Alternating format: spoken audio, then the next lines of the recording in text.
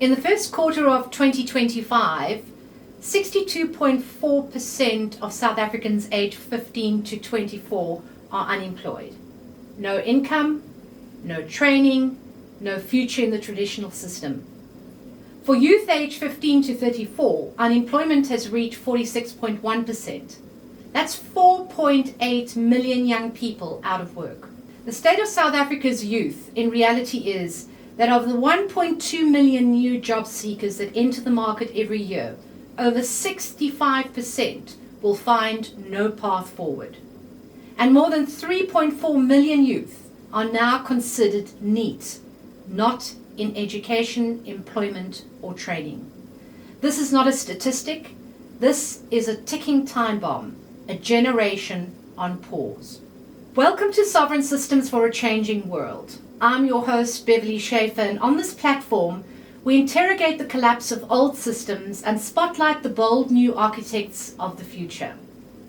Today, we shine a light on the single most urgent crisis facing South Africa, youth unemployment.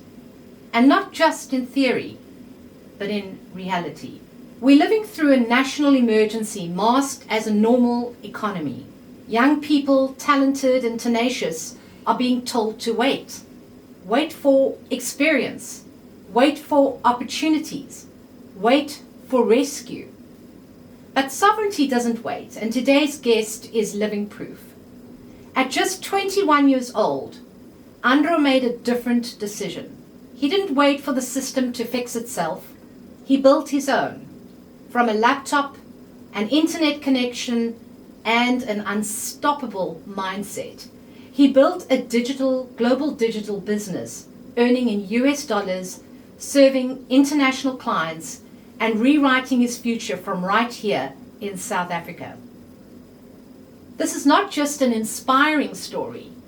It's a blueprint for a generation. In this episode, you'll learn how he overcame resistance and broke free from the traditional script, what skills he leveraged to build sovereign income streams, why this moment is the greatest opportunity for African youth to claim digital power, and how you, as someone you know, can begin today. Because behind every statistic is a sovereign soul waiting to be reactivated. If you're inspired by truth, by strategy, by solutions that don't wait for permission, then stay with us. This is more than an interview. This is a transmission. So let's begin. Welcome, Andro, Koen, to Sovereign Systems for a Changing World. A really great opportunity to have you today on this episode. So you've built a thriving USD business right here from the heart of South Africa in the Western Cape. What was the first spark that led you down the path at such a young age? So the first spark, well, I knew that me following the traditional path was not something I wanted to do. I knew when I dropped out of university, I even told my parents, I don't know what I'm going to do, but I just know I don't want to go to university. Like, that was my main thing. I knew I was just going to figure something out because I just knew if I followed the traditional path, that was not something I was interested in. So I tried all the, drop shipping, the trading, and then I stumbled upon social media marketing agency. So that was my ticket through, basically. So take me a little bit back. Where did you go to school? I was in Double High School. Was there anybody or any person that actually had an impact on this entrepreneurial, spark that you wanted to unleash? Not really. It's mostly online. So no one in my sphere, no teacher, nothing like that was really entrepreneurial. It was more just online, seeing people accomplish these big things, and I just thought, if they can do it, I can do it. And, okay, so you started at what age? Well, I started really, searching the internet at around 18. I was just looking for ways to make money online, just some side income, not really to, quit my job or just, make crazy money. It's just like some proof that I can do this. So I started Instagram theme pages, like growing that and selling them, forex trading, like I mentioned. Just tried all these things. So nothing really stuck. So you didn't really have any person that particularly had an impact on you, but you did say that you were looking online. Yes. Was there people, books that really helped you kind of narrow your focus? So Think and Grow Rich in the beginning was actually a pretty inspirational book. I read that probably like 3 times. Everyone goes through like the same things, Rich Dad, Poor Dad, Think and Grow Rich, like Deep Work as well was pretty good. But yeah, Think and Grow Rich really it expanded my mindset, and I think that's the biggest thing. It's really just not narrowing yourself down to a specific path and just open yourself to all these opportunities, especially now with social media and technology. And you didn't really have any experience in social media per se. You kind of learned it along the way. Is that how you did it? Well, I wanted to become like a fitness influencer. So that was like my initial goal. So I started posting content on my Instagram, like reels, just general, not really like crazy skills whatsoever. It's just me posting my physique and progress, and I grew like a decent following. So that was like my initial skill sets I gathered. So I didn't learn it, through like through like university or something. It was just my personal experience. So you kind of built up a warm market. Exactly. First, yeah. Through Instagram. Yeah. Fantastic. South Africa faces such a huge crisis because all our young people that are becoming, moving towards becoming parents really don't have a fair chance, what I believe, in life. So what do you think people aren't being told about income and opportunity? What do you think's the biggest secret? The biggest secret is that I just saw, even my dad, like obviously he employs some people that just finish university, and the money he told me they're making is just like, I just knew people online are making so much more money, so like 100, 1,000 times more, and I could not work 4 years and then go in debt and then get a job for like $1,000 or 20,000 rand. I couldn't do that because especially of what I was exposed to, so that will haunt me forever. So I just had to try something new. So the biggest secret really is just expose yourself to what is out there, and I feel like that almost Red Bull in a sense will cause you to go in that direction. So you go online, you try a whole lot of things, they don't stick, and then you get an amazing opportunity with an influencer. Tell us a little bit about that. Yeah, so that was lucky in a sense. Some people don't want to say that success or whatever is lucky, but I would say I was lucky in that aspect. But also I found that luck, and I worked hard, and I had the right skill set at that time, and I acted on that opportunity. So, luck and preparation essentially. But yeah, I started working with Iman Gadzi. He's a very, very successful entrepreneur living in Dubai, and that was like my real breakthrough. I remember that first payment I got, like first dollar payment, it was just like... What was it? It was $775. Times by 20 yeah. or 18. So that was my breakthrough moment. And at the time, the highest I made working with him was $3,000 a month. And going from like zero to $3,000 a month, that was like that was the richest I've ever felt, making like $3,000 a month. So working with his team obviously taught you the basics of how business runs. Yes. And I mean, it's quite incredible. You have this opportunity. You talk about luck, but luck is created through action, as you said. You become lucky when you actually keep an open mind to opportunities and then take action quickly. It looks like luck, but it's actually not just like that. It's not just taking a lottery ticket. Yeah. You really did plan yourself, into a success story. Tell us a little bit about.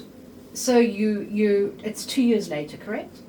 So you've been running this business 2 years later, where you started with $700, and give us an idea of, you don't have to be completely personal, but give us an idea of how well this business is generating now. Around about $20,000 to $30,000 a month. Fantastic. Yeah. And you've got a group of staff, people, members? Some of them, I would say 20% of my staff are from Philippines, and the other 80% are from South Africa.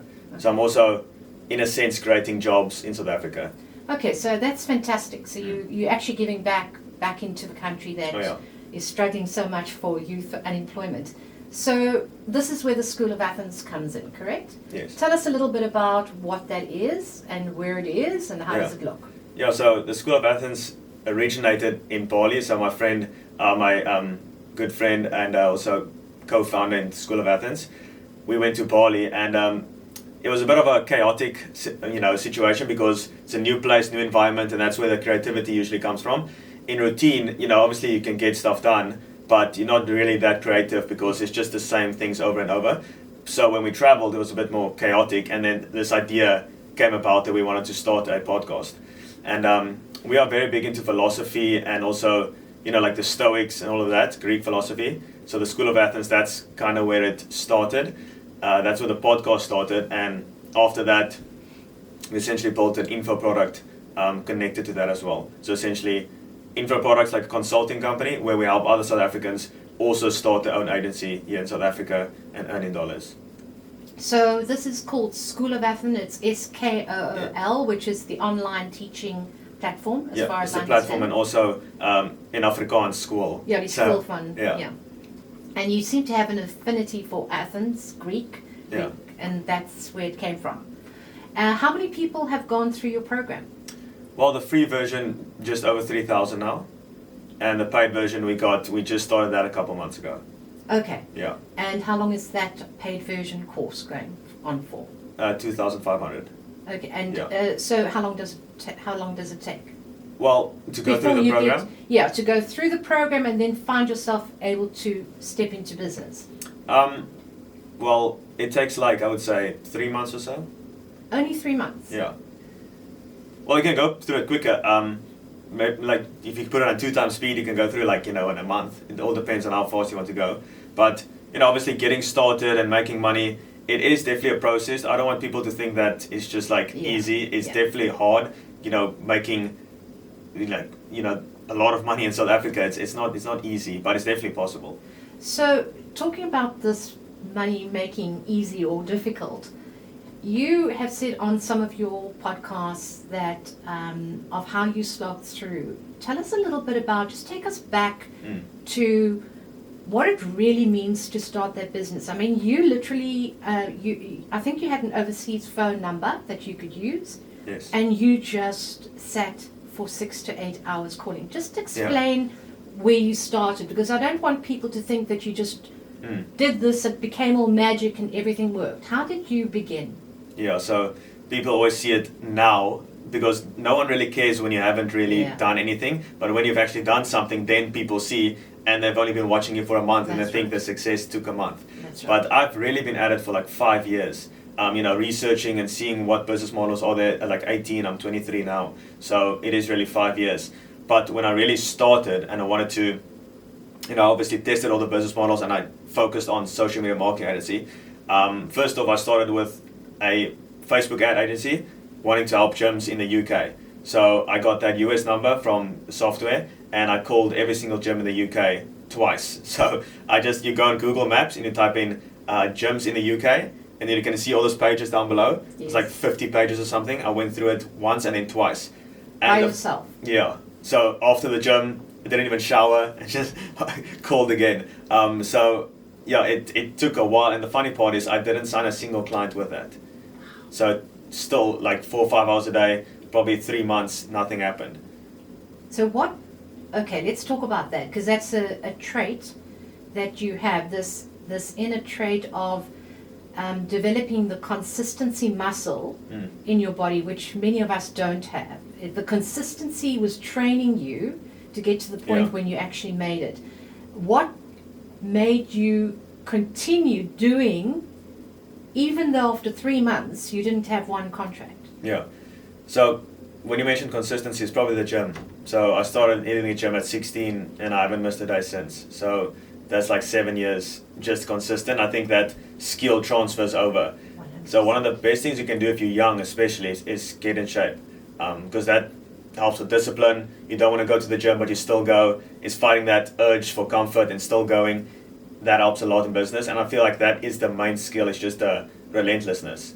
It's just not stopping. Because if you throw the dice, somehow you're gonna hit a double six. It just has to happen. So if you don't quit, that's how it works. Okay, so after 3 months, you obviously pivoted. You changed something. Yes, What did you do? So I worked with the gym owners. If I stuck to it, I probably would have still made it happen. But I just saw a better opportunity where, for the same efforts, I can get better results. So I switched over from the gyms and working more with creators and personal brands and influencer types selling like programs online, because I saw, and that was 2 years ago. So I kind of predicted that this is going to be the next wave. You want to anticipate what's going to happen in the future, in a sense, what's going to be relevant, and then start now. And in 2 years, people will see that coming. So yeah, I switched over to that, and still, like, it took me like 6 months, even with that, even switching to finally see some success. And you must have had endured some form of skepticism from family and friends. You know, when you choose an online path, especially parents, you know, they must like, you know, you're supposed to go and study. Yeah. I mean, how do you deal with that? Did your parents allow you that year or two afterwards to kind of go, oh, well, we'll wait for him to kind of find his way and then we'll nudge him into studies? Yeah. So my parents were very supportive. Not at the beginning, because obviously it's brand new to them. Like, they still don't know exactly what I do. And I obviously know, but they don't know exactly, because of this whole online space is still rather new. But yeah, I just had to convince them, and the best way to do that was just to work hard at it. So I didn't necessarily have to show them the results, and probably some parents are different. They want to see the results, but they just saw me working hard every single day, like 7 days a week. So they was like, okay, he didn't work that hard in his studies, but now this other thing, he's working very hard, so he's passionate about this, or desperate, whatever the case may be, but he worked hard at it, so let's just give it some time. Okay, so you're working hard at this, it took you another 6 months, you kind of weaved your way through the online space, you eventually found a niche that stuck. Yeah. And was that when you started to work with Iman? Yeah, so the funny thing is, the day that I dropped out, so this, I don't know how exactly the universe works or whatever, but the night I dropped out of university, I applied to the job for Iman now, right? And I had no confirmation I got the job, nothing. And that night I dropped out, the morning after I dropped out, I got the job. So I feel like I even told my friends, I feel like if I didn't drop out, I don't know if I would have gotten that job. No. It's just like me, I'm putting myself out there, burning the boats essentially. The opportunities just came. You don't want to be like 1 foot in, 1 foot out. I see people trying to, you know, like still do this side thing and this side. Yeah. Like, you want to go all in on something. So that's a very, very important point you've made. The idea that you open yourself up to, and you take a bit of a calculated risk on your own ability, meaning having faith that actually the minute you drop the thing that scares you most, actually the opportunities will come. Yeah. That's quite insightful to have that kind of knowledge and experience to internalize it at that age. I mean, do you do a lot of reading most of the time? Yeah, I would say I read like 3 hours a day. 3 hours a day. So reading, and that's another very important point. You see reading as part of your business development and growth. Oh, for sure. Okay. Yeah. What book are you reading at the moment? So I've probably got a few. Yeah, I've got a few. I'm still rereading like a couple. Not at the top of my head at the moment, but there's a few I'm reading. Yeah. Okay. You've read Steve Jobs. You've done it all. A lot of biographies as well, actually. Okay, so you enjoy reading biographies. Yeah. Do you extrapolate from there? Do you kind of write notes and not really. It's just like reading it. I don't have like a specific note-taking system, nothing like that. I just what's good will stick, essentially. Okay. All right. Fantastic. How much do you believe in the fact that I mean, I come from the idea that we have to be sovereign. We need to take back our power. We need to be our own self-creators of what we are, how we feel. Our wealth and our health are closely aligned. You've mentioned that produced the discipline for you to actually start your wealth journey. So how much do you believe that South Africans in particular need to stop waiting and start creating, really? So what exactly do you mean by that? So instead of waiting for a job, looking for a job, going through the traditional system, do you believe South Africans as a society are very have the entrepreneurial spirit, are able to do this quite easily. I mean, talk about our resilience as a nation, as a society. Yeah, so I would say South Africans as a whole, like the talent here is truly amazing. Like I talk to a lot of, entrepreneurs overseas, Canada, Europe, and they all are looking for South African talent because number one, they're very disciplined. The accent is fine. Like the time zone's also fine, like with the UK. Yeah. Very hardworking, like I mentioned, and also the cost. They can pay a bit less, but everyone is looking for South African talent. So that just means the demand here is pretty big. So if you can just channel that in the right direction and actually just work with the US people directly, it's perfect. So what do you think those traits are that are so attractive for the rest of the world? Is it resilience? I think it's resilience, yeah. Okay. Even our South Africa, like the rugby team, like it's very, very like determined people. Yeah. Like, I mean, the richest person in the world is South African. Yeah. So it's like, I think it's, not exactly, but where you move to a different country, it's like that immigrant energy. I'm not sure what that is, where you have to make something happen. Yes. And South Africans, like as, the nation, most of our immigrants from the Europe. So we have like that gene inside of us to make something happen. Yeah. We are very very adaptable to circumstance. Actually, yeah, very interesting. And in terms of digital tools or digital skills, what do you think any South African young person needs to know that you need? What are those basics 101? Bucket of skills that you may need to go into the online business? Yeah, so the biggest one, I would say, like the main one is persuasion. Persuasion at like, you even need to persuade yourself to start and to work and to motivate yourself, but mostly to persuade other people. And people think that's like a bad thing, but you are really just showing them in the best way possible how your solution can benefit them. So persuasion is really like the meta skill that you need to learn, and that will help with all of it. So persuasion will help with appointment booking, motivate yourself to like send out the outreach messages and send out the emails to potential prospects. You need to be persuasive in your script writing as well with your sales script, and even use persuasion to let your customers stay with you. It's one thing to sign a client, but it's another to actually let them stay with you. Like with one of our clients has stayed with us for over 14 months. So you don't just want to sign a client, put all their work in, and then they leave after a month. So are you able, through software and obviously AI, able to measure the successful clients? Well, we use AI, not really, it's not at that stage yet. So with our company, we do mostly video editing and content production at like a mass scale for pretty big influencers.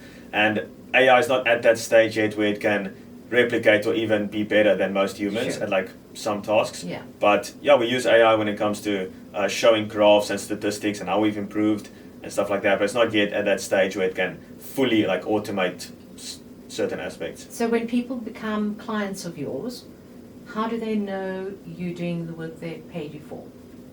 We show them every single month. So like through. Okay, so you can actually prove it through your own system. Yes, we show like how the views improved, how many extra subscribers they've gained, like percentage-wise, the growth. We show that, like we do a monthly report every month.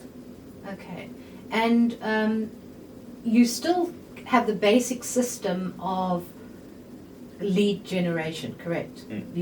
You still do all of that as you did 2 years ago. It's probably just a little bit more automated. Yeah, so we do mostly emails. So we just send out like hundreds of emails every single week to potential people. And it's a numbers game. So out of every 100 people you email, 5 of them are going to respond and probably 1 or 2 are going to book a call with you. So a lot of people are sending lots of emails, but they're sending like, let's say 20 a day. Yeah. And for 3 days and they say, oh, it doesn't work. Yeah. Especially at the start when you don't really have the skill set yet. Maybe I can send a bit less and get similar results because I know the copywriting skill sets. But in the beginning, it's a lot of volume. It's just sending thousands of emails, like literally thousands. It took me like over 2,000 emails to sign my first client in the beginning. And that was with like good help and mentorship. So if people do it on their own, you can do it on your own. It's just going to take so much longer. And most people are just going to give up because it just takes too long for them. They're putting in all this work and getting no reward. And that's just a recipe for quitting. Absolutely. Now, you mentioned that keyword called mentorship. Mm. Is it an important part of going into business for yourself? Oh, 100%.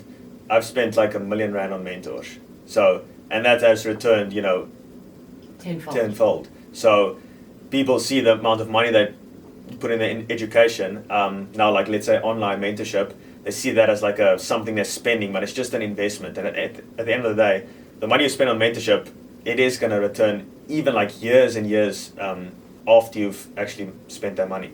It's not just like the people spend the money now and they're looking to make ROI the next month. It's for like 5-10 years that mentorship will help. It just shortens the results so much more.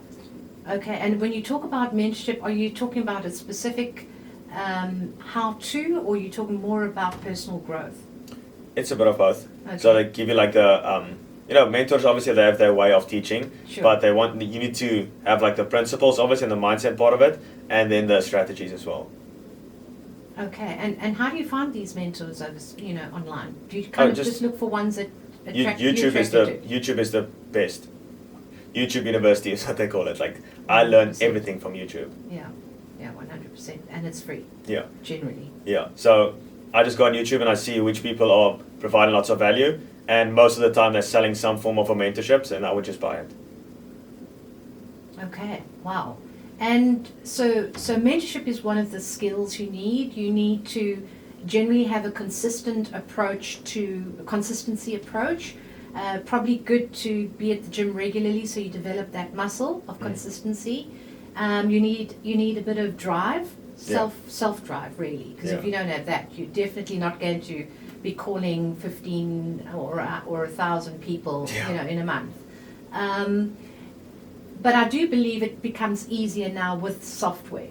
Yeah. I do think it's not literally going through the yellow pages, if that even exists anymore. But yeah, from like $0 to $10,000 a month, you're going to work your absolute hardest because it's just you. But once you've signed a couple clients, you can then outsource like the lead generation. You can outsource people sending out the emails. Like I've outsourced my entire marketing team, so I just do sales calls. That's all I do. So you close the deals. Yeah, and I've got a team actually delivering on the service as well. So all I do is like the middleman essentially, just selling them on the service. But obviously I manage the team. I like make more high level decisions. Like change this part, change that. But I'm not like in the actual business. Yeah. Yeah. Well, because you know how it's done. You've already done it yourself. Yeah. Completely from scratch. Okay, so you close the deals and you're fully in control of the business itself. So technically, it's you running the business with a small team. Yeah, well, at the moment we're 17 people. Okay, that's decent, quite large. Yeah. It's a decent team. Yeah. Because obviously you want to scale up. Yeah. All right. And, obviously you want to build this into a multi-million-dollar business. I mean, it's definitely scalable. I think the biggest challenge very often for entrepreneurs is how to scale their business. How did you develop that skill? Because that is something that is taught all the time. I mean, it's not an easy thing to be able to understand shifting from one client into a place where you can scale and manage the costs that it takes. Yeah, most of it comes down to outsourcing. People, they don't want to give their money away, but that's literally what allows you to scale. Even my parents told me, like, why are you giving these, like, my marketing team now, why are you giving them money? Like, why don't you do it yourself? It's like, then all of my time is going to be spent there, and I want my time spent on the most high leverage activities. And at the moment, for me, that's sales, just talking to the people.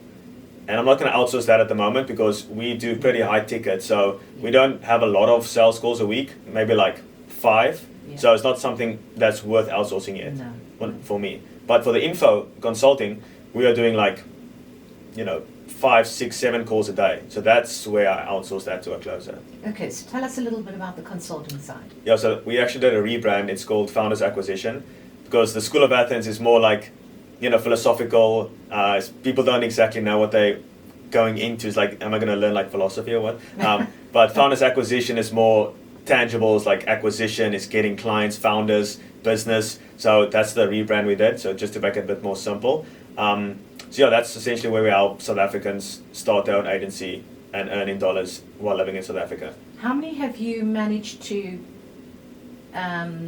finish the course and become successful, even if they're just starting at the beginning? Yeah, I mean, like dollars. people join and within 2-3 weeks make 50,000 rand, $2,500 within like the first month. And it's already an ROI in the first month. So then the rest of the 6 months of the mentorship is like free, essentially. Yes, because they've paid for the course. Yeah. So you charge for the course in dollars, Mm. and but the return on investment is absolutely doable in a short period of time. Yeah, I mean, like, I've my big mentorship was $10,000. Like, that was the most money I've ever heard someone say on a call to me. I'm like, what? So I split up the mentorship into 6 payments of like 1,600 or something. So as I was, and this was my previous mentorship like 2 years ago now, as I was signing clients for my agency, I paid off the rest of the program. So $2,500, it might sound like a lot, but in the grand scheme of things, it's absolutely nothing. Not when it comes to education. No. Not at all. No. Not So, when like, you go to university. Yeah, like I mentioned, I spent like $50,000 on mentorship. So $2,500 to get your return on investment within a month is really it's not that bad. And I mean, it's quite. So you still have your school, your School of Athens, which sits as an underpinning foundation, correct? So the School of Athens is more the umbrella. Okay. And the Founders Acquisition is like the one business under the School of Athens. Okay. The School of Athens is like the umbrella brand for we're going to do maybe merch in the future. Okay. So that's like the umbrella brand, and the Founders Acquisition is just a part, like one business under that. So would you think that scaling your business into a multi-million-dollar business would branch out into various other avenues? Oh, for sure. Okay. Yeah.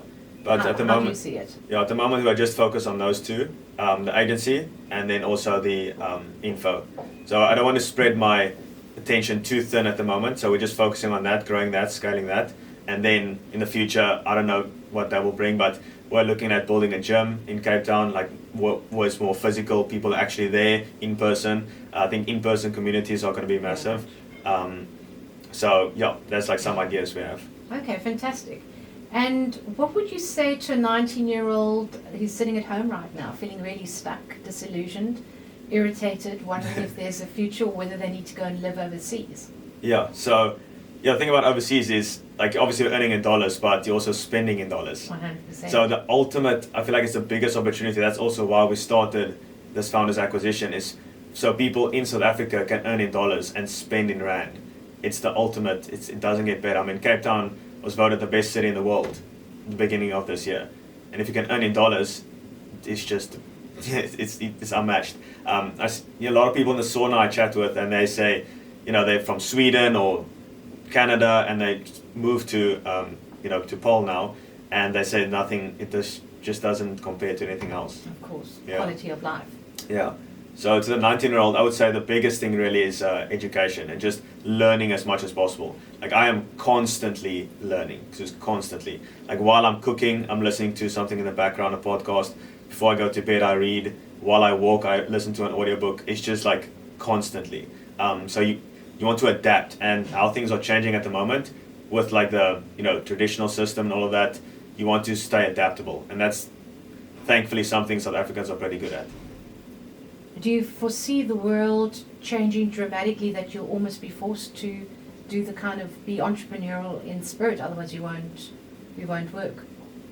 I think everyone has a entrepreneurial spirit in them, but most people it's just like so much more. Like, I don't think anyone can become like a Jeff Bezos, but I feel like anyone can make at least $10,000 a month online. Okay, so you're saying it's very, technically it's very, I won't say easy, but it's doable for average for the average person. Yeah, I always say, I've got this saying, it's simple, not easy. Simple, not easy. Yeah, it's simple. Like, you just have to reach out to people, tell them you have this offer, and it obviously has to resonate with their problem. And hop on a call with them, sell them your solution, be confident on the call, and then at the end of that call, they'll give you money. It's very simple, but it's not easy. Like, the easy part is you have to face a lot of rejection, have to push through that confusion and doubt. Like, that's the hard part. But the actual things you need to do is simplistic. Okay, I get that. I understand that. So it's just really understanding the method of the how. Once you know the recipe of success, it's very easy to tap into the recipe of success. Yeah. Okay, and that comes through reading, building, watching, seeing what other people are doing, how you give value to the world. Okay. Yeah, people are always looking for like this one specific answer, like tell me exactly what I should do. But there's never, on these podcasts and YouTube videos, people are looking for like this exact thing that they need to do. But it's never the case, because if it was, it would be exploited within 100%. one day, and then it won't work anymore. So you need to follow principles, and that's just like like working hard and not quitting, essentially. It sounds cliche, but that's really what it comes down to, and being able to adapt to the circumstances. And then I would imagine that the niches that people choose differ. Yeah. Like you said, some choose the gym, health world, others choose a different, handyman across the world or across in the US and target them, correct? Yeah, so we got clients working with HVAC companies in the US, Pilates studios, also some are working with influencers, creators. So there's hundreds and hundreds of niches. You can just like ask ChatGPT, give me a list of niches, and then you can choose the one that fits with your interest and skill sets.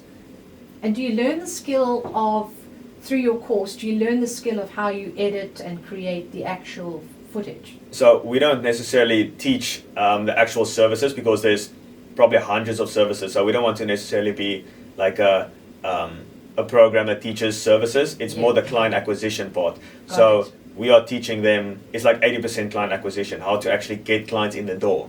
The actual service delivery part is pretty easy. If you are younger and you are obviously charging in dollars, your client's probably going to be a bit older than you, right? So they don't know the social media game that well, so you're already at an advantage. You just have to know it a bit better than them. Or you don't even have to know it as well as them, but they just don't want to do it. That's right. So they have the money, but they don't have time. You have time, don't have money. So it's a perfect that's absolutely exchange. Yeah, that's absolutely true. And if you target anybody from the age of 40 and up who really are right perhaps in the heart of their business, CEOs perhaps, and they really don't want to be dealing with that. They just want it to happen in the back end. Exactly. Then they just hire the younger people. Yeah. So so you've got a huge advantage. Yeah, all the opportunities are aligned. It's perfect. Like South Africans, hardworking people, you can now earn in dollars. Nothing is stopping you. Like let's say 20 years ago you couldn't do that. Social media, you now have the advantage. All the people have the money, you have the time. Like everything is just perfectly aligned for you to make it happen. Oh, fantastic. Let's bring this to our policies in South Africa. I mean, they're not exactly job creating policies, but if you had a message for government or a policy maker watching this, I'm hoping that some of my colleagues in politics would be doing that. Young leaders who want to create jobs but don't know how, what would it be? What would be the message to government? Because, really, they're not doing this very right. I'll be honest, I know absolutely nothing about the government. Yeah. So you don't really worry about policies not at all. You just move ahead because you're able to do that. Yeah. But if you had to tell government, what are they doing wrong? Because they can't create jobs. I don't even know what they're doing right or wrong. Okay. I just focus on what I can do the best. I don't care really about outside. I don't care about the Donald Trump. Nothing like that bothers me. Okay. Yeah, I just focus on my thing and what I can do at this stage. All right. So you really are not worried about what happens in the greater schemes of things, because you yourself have made a decision to actually just take action and create your own wealth. Yes. All right. So I also know whatever happens, right? I can move. So I can go there, I can work there, I can go to Europe, I can go to anywhere where I want to. So I just focused on my own freedom first, and then it doesn't really matter what the government does, because I can just move. Absolutely. Yeah, it's focused on my own freedom. So it's just interesting that you said that, because I was just going to say to you, so obviously freedom for you is very important. Yeah. Freedom of financial freedom. Yeah. Freedom of movement, freedom of self. Yes. Okay. Well, there you have it. I am quite inspired by Andro's story. It's really not only inspiring, but it's replicable. You can produce many Andros, I believe, the way you've said it. Yeah. And you're definitely helping to do that. It's really a living example of what becomes possible when you stop waiting for permission and you start building something that's bringing you freedom and taking the first step, really. The old paradigm told us to get a degree, to find a job, and to hope for the best, but the new one says create your own, economy. Like Yeah. you said, I don't actually care about what happens in the country per se, because I'm on my own, my own path. So you create your own economy, you serve the world because you bring value, you earn in the currency of your choice, which you've chosen. That's pretty much, I would say, a perfect recipe for someone who wants to completely step into total freedom. So for me, it's not really just about your business, but it's about the idea of what we say called reclaiming agency in a world that designs you to be dependent. And that's a shift completely in your thinking. And I certainly want to commend you on being so wide awake at understanding that you are your own best creator, your creator of your life. So if Andro's story doesn't, or resonates with you at least, I'm sure it does, and if you know someone that actually needs to hear this message, please share this episode. But Andro, before we kind of conclude, tell me, where can people find you and how can they tap into this incredible opportunity that you're actually offering all young South Africans? So the best place is definitely Andro Koen on YouTube. I've been documenting my journey since the start. So even my first video, like I mentioned, I don't know where this is going, I just know it's going to be big. I just knew it from the start. It's like I don't know, I think you have to kind of have like this delusion aspect to it. You need to believe you can actually do this. And I show that through the YouTube. Even my third video was like, this is what I'm going to do to make $20,000 a month. At that time, I was making no money, nothing. Wow. And I told people, this is what I'm going to do to make 20K. 6 months later, I did that. So I document, I show everything in there, from zero to where I'm now. Yeah, I've seen some of those clips. I think you even start with a desk in your bedroom in your mom's house. Yeah. And that's where it all started. Yeah, and your notes on the wall. Yeah. So it's Andro Koen. Yeah. That's on YouTube. And then how will they get hold of you if they want to actually tap into your,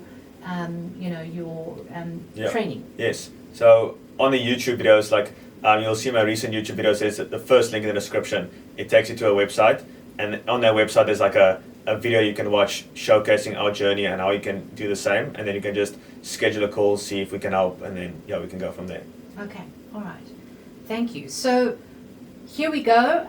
This is an incredible example of opportunity. All it takes is really for you to step in. Check Andro Koen's YouTube channel out. It's pretty inspiring, I have to tell you. I watched it for quite a while, and I always tap in because I think this is epitome of really just taking action yourself and choosing or making the decision that you're going to be a successful business owner. So Andro, thank you very much for being on this channel. I really appreciate your input, and I'm going to watch you carefully into your multi-million-dollar trailblazing business, because I certainly think you're definitely destined for much bigger than where you're even at now. Thank you, I appreciate it. Yeah, thanks Andro.